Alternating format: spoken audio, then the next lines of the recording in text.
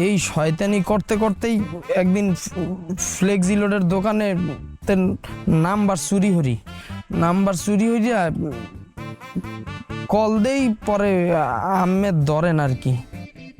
কিন্তু মুই কল দিয়েছিলাম, মুই যখন কথা কইছি আম্মেরও মোর কথা ভালো লাগছে, আম্মের কথা মোর ভালো লাগছে। এরপরে তো মোরা দেখা হলাম, আর এরপরে মুই যে রিক্সা চালক এইটা লুকাইছিয়া। কিন্তু এইটা আমার উচিত হয় নাই, মুই তো প্রেম করতে পারি না। আপা, আপনি মোরে পুলিশে দিয়েন না, আমারে মাফ করিয়া দেন। শোনো, আমি তোমাকে কোনো মাফ করতে পারবো না। আপা, তুমি যেটা করছো কথা শেষ করতে দাও। তুমি যেটা করছো খুব খারাপ করছো। আর তোমাকে আমি বয়ফ্রেন্ড বানাইছি না, তুমি তোমার বিয়ে। শোনো, তুমি সারা জীবন আমার বিএফ হয়ে থাকবা। আর বিএফ মানে কি শুধু বয়ফ্রেন্ড?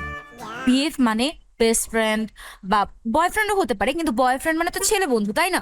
শুধুমাত্র প্রেমিকই কেন হইতে হবে? তুমি সারা জীবন আমার ছেলে বন্ধু হয়ে থাকবা। ম্যাডাম, আমি তো রিক্সা চালাই। তো কি হয়েছে? শোনো, বন্ধুত্ব না এরকম জাতটাতে এগুলো কোনো কিছু মানে না। আর বন্ধুত্ব করতে একটা সুস্থ সুন্দর মন প্রয়োজন, যেটা তোমার আছে। আর তোমার এই মনটা আমার খুবই ভালো লাগছে, তাই আজকে থেকে তুমি আমার ছেলে। আপা, আমি প্রথমেই কইছিলাম না আম্মের মনটা অনেক ভালো, পুলিশে দিয়েন না। দিব না, কিন্তু হ্যাঁ, তোমার সাথে যেহেতু আজকে আমার বন্ধুত্ব হয়ে গেছে, সো আজকের রাতটাকে আমরা সেলিব্রেট করবো। কি?